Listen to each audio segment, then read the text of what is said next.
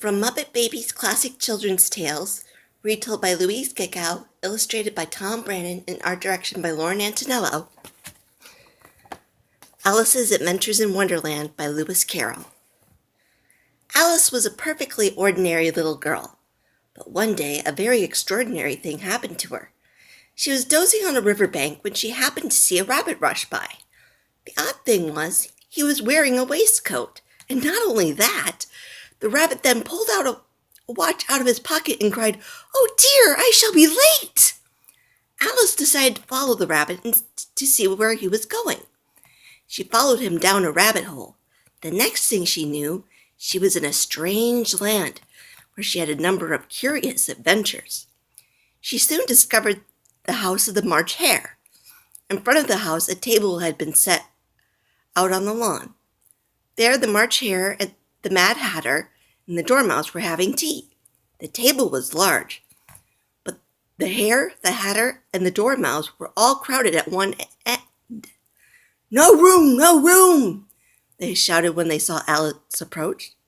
"There's plenty of room," Alice replied with a frown.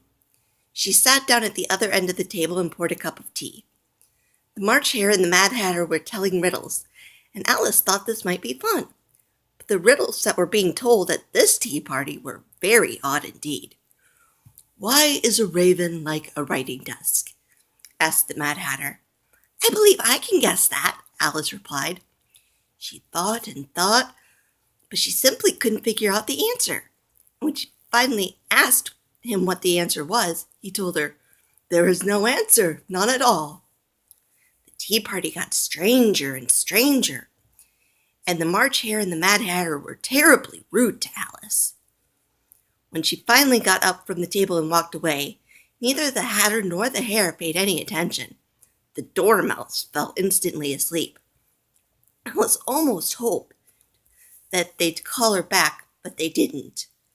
They were busy trying to stuff the Dormouse into a teapot. Alice shook her head. "I'll never go there again," she declared. "That was the stupidest party I've ever seen in my life." The end.